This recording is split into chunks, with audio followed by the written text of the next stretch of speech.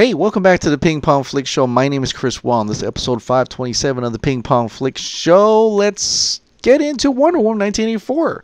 A very substantial update, I might add, and I think it's all because of the Total Film magazine. They got to talk to Patty Jenkins about several things here. The first one is about Gal Gadot and Chris Pine are reunited in this exclusive Wonder Woman 1984 image you see right here.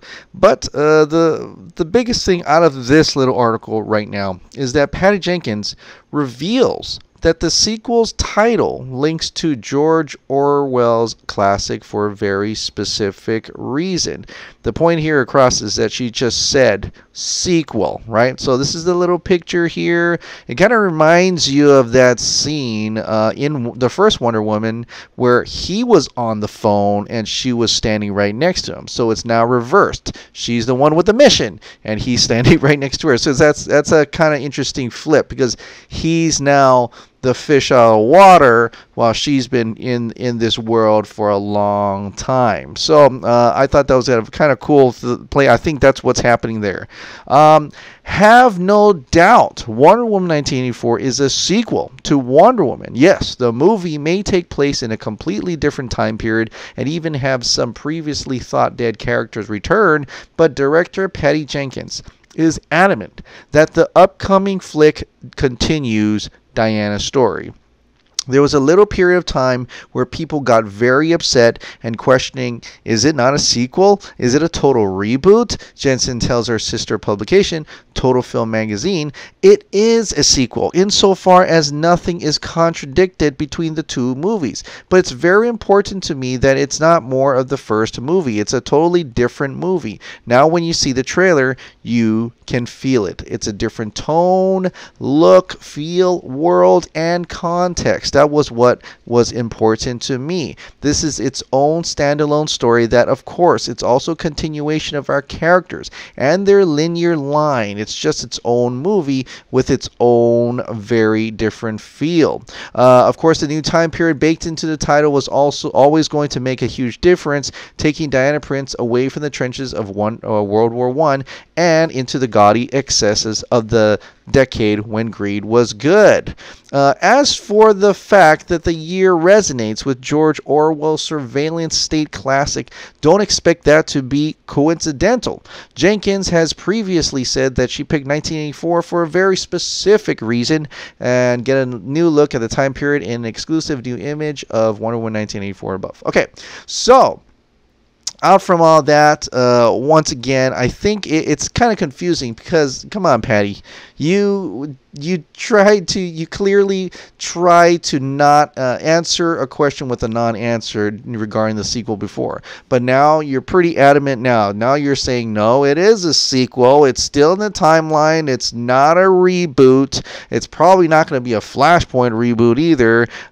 Sorry, Grace, unless something happens in the movie that they're not revealing here, so we'll have to wait and see. But according to this, it's definitely a sequel. It's not a reboot of the first one, and for a lot of people for people who are worried about that, can now kind of rest easy knowing that it is a true sequel. And depending what happens at the end of this movie, it could still very well be a prequel to Batman v Superman, Wonder Woman. Now, the other thing is she talks about Chris Pine's return a little bit more. We've already seen this image.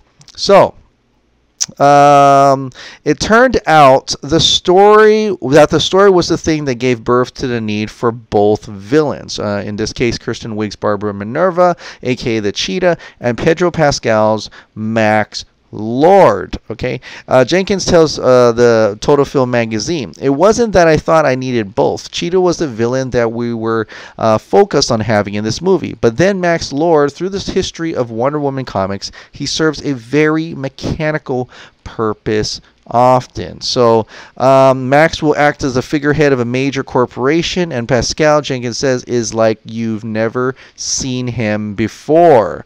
The filmmaker also discusses Chris Pine's return as Steve Trevor, who previously perished in the first Wonder Woman. While remaining coy about specifics, she reveals that the characters are not exactly sure themselves how the heroic fighter has returned. You all go on the journey together, Jenkins says. The movie and the characters all go on a journey together. It did not at all come from we've got to have Steve back. I was so pleased when I thought of the story idea, and then the intrinsic to that story was Steve coming back, because we love Chris, but it just came naturally. So that's something people have been arguing about, how he was he was very successful and people loved him in the first Wonder Woman movie, and some people have been reporting that she liked his character so much she really wanted to try fit him into the story of Wonder Woman 1984, and it seems like they found a way to throw him in there, but hopefully they threw him in there, but at the same time still keep with continuity, meaning he's not alive after this, or something definitely happens, or maybe that's not even Steve Trevor. But I like the idea of guessing, of not knowing from the beginning why he's back, how did he come back, and maybe who is he really? All these questions, hopefully we get answered together with Wonder Woman's journey rather than us knowing and her not knowing. I like those stories a little bit more, going on the journey with the character and being revealed whatever twists that come with that story. And so Wonder Woman 1984 is shaping up to be pretty well. Hopefully it will still come out when it's supposed to come out in August, I think now, but it will probably come out whenever movie theaters are ready to open. So that is Wonder Woman 1984, and can't wait to see that. Now, this is something that is gone, maybe. I don't know. Gareth Evans, reveals pitch for his lean and visceral Deathstroke movie that never happened. This is coming from Yahoo Movies. So I'm reading through this, and you're probably get very, very irritated with what you're going to hear here. Gareth Evans' new action drama series, Gangs of London, has landed on Sky Atlantic, but it's not the first time the Raid director has been associated with an all-out, highly choreographed action vehicle. In an exclusive interview with Yahoo Movies UK, Evans has spoken candidly about the DC Comics Deathstroke movie he was attached to direct back in 2017 and why it hasn't materialized. I was actually quite enthused and excited about Deathstroke back in the day when it was first pitched to me. I met with him and talked to them about it, and it was certainly attached to it at a certain point. So Joe Manganiello was introduced as supervillain Deathstroke in the post-credit scenes of 2017's Justice League, and maybe even more in Zack Snyder's Justice League. So here's a scene where he appears, Joe Manganiello, as Deathstroke. However, with that version of the extended DC verse now not happening, and we're not really sure about that, Yahoo is just making guesses here that Matt Reeves, the Batman, will be the new Batman. Yeah, right. I've spoken to Joe Manganiello, who was attached to star as Deathstroke, Evans tells us. I spoke to him a while back, and we both lamented the fact that it didn't happen. But yeah, I don't really have much more than that in terms of anything lately on it. The plan was, I wanted to tell something that would have been a lean story, that would have been kind of an origin of that character, something that felt like it could be 100 minutes or 110 minutes long max, not to go over the 2-hour period with it. The heightened, highly stylized take on London Gareth Evans Gangs of London, Evans removed major landmarks from the London skyline, for example, offers a hint at the world design that might have existed in his take on Deathstroke. Back then, I was massively influenced by the noir films coming out of South Korea. So that was my pitch. I was like, these films are amazing. The texture and the tones of colors, the grit and the aggression of them is super interesting to use to tell Deathstroke's story. Would have been grounded, would have been gritty. What? And of course, this is a tweet from Clay Staub at that time, he was also fighting for release of Snyder Cut during our November events. Despite not getting far in the project, Evans did research with Deathstroke comic book arcs he would want to use for the big screen origin story. I'll be the first one to admit it. I'm not a massive comic book or superhero fan, but something about Deathstroke interested me. I did some reading into it, not enough to make a real hardcore fanboys happy, but I tried my best to consume as much as I could in the time that I was on it for a bit, Evans tells us. When I read up on it, there were about 3 different versions of how his character originated, and so I thought we could do something quite Shakespearean in terms of how he loses his eye and how he gets created as the character that he is. Of course, we'll probably expect some tightly choreographed Indonesian-inspired martial arts fight scenes, which, yeah, would be freaking awesome. We had ideas of the kind of style that we would have gone for with that, which could have married some of the more grounded style that I have. But then, because of the world of it, it would allow me to be a bit more flamboyant and a bit more stylized. We could have taken in some really interesting areas. And this is Joe Manganiello, who put on Instagram, or tweeted actually, or Instagram, and he did the release of Snyder Cut on that. We've had some pretty bold ideas that there could have been really visceral, really fun, but yeah, I don't know. Who knows? They might come back again in 5 or 10 years' time. You never know.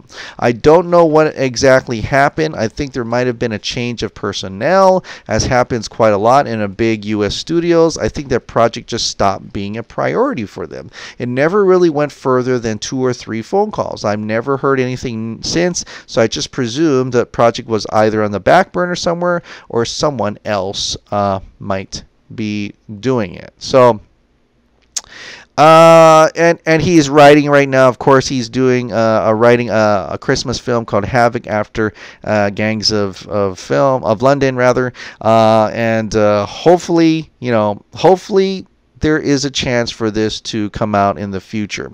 But here's the article and the link in the description below. Yeah. Gareth Evans, Deathstroke would have sound pretty damn amazing. I mean, it would have sound pretty cool. I mean, how can that not be? Marrying this comic book character with raid style action, gritty, using that noir type South Korean noir.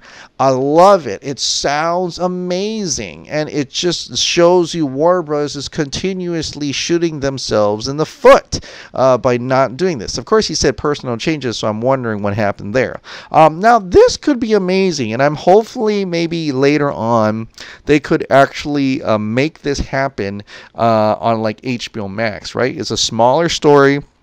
It's grounded, probably won't cost a lot of money. Like you said, it's 100 minutes, 110 minutes just to go through with that. I think it would be quite amazing to see a Deathstroke movie, especially like something like this, either in the movies, but might be even easier to bust it out on HBO Max, like a little series, a mini series, or just like 100, like you said, 110 minute movie, original HBO Max original film. So I think that would be something that would be really cool, and I hopefully they're thinking about that kind of stuff, and hopefully it's not on the back burner or not coming out. I think I would have loved to see more ideas with Gareth Evans' Deathstroke movie. So yeah, but other movies could be coming out in HBO Max, and that includes Zack Snyder's Justice League. Now this is just going to be a reminder of these 2 events that are coming out.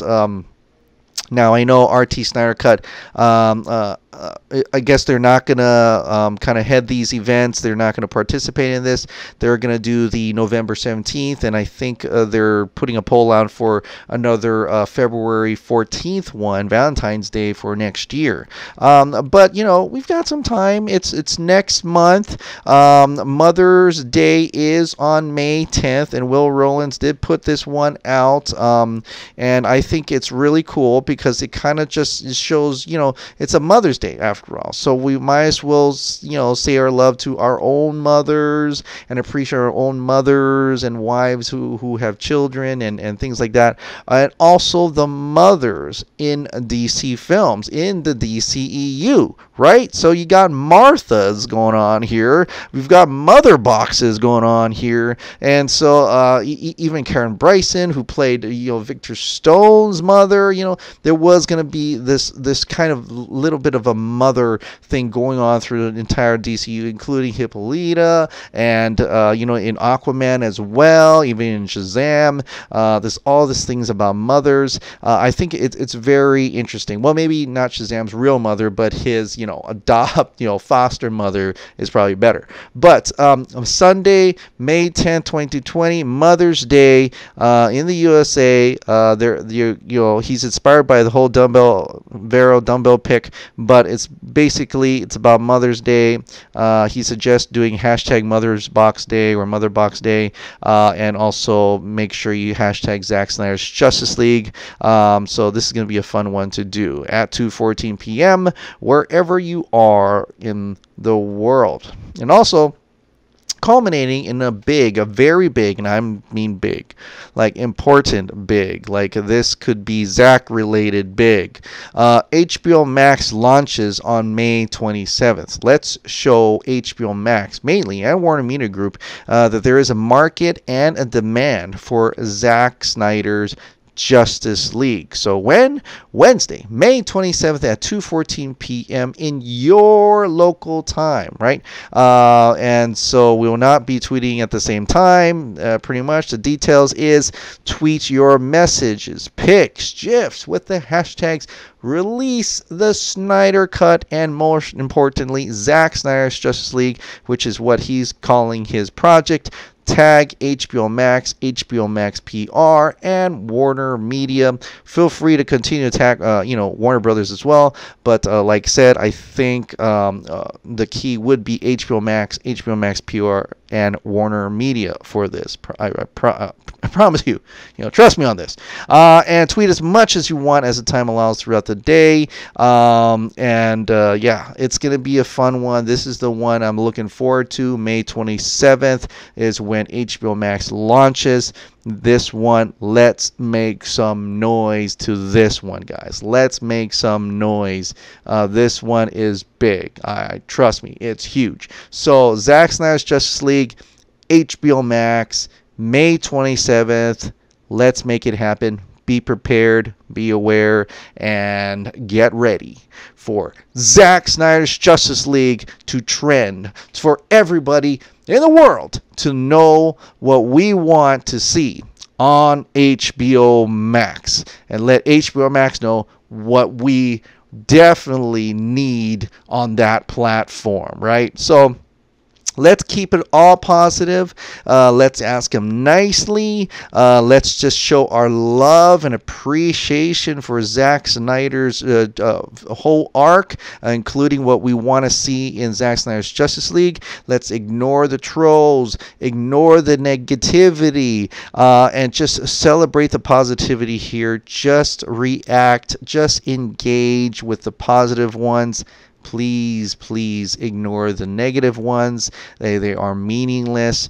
Trolls are meaningless. They're always around, but they're really non-essential. All right, guys. Well, thank you so much for subscribing. Thank you so much for watching. I'll see you next time. Bye.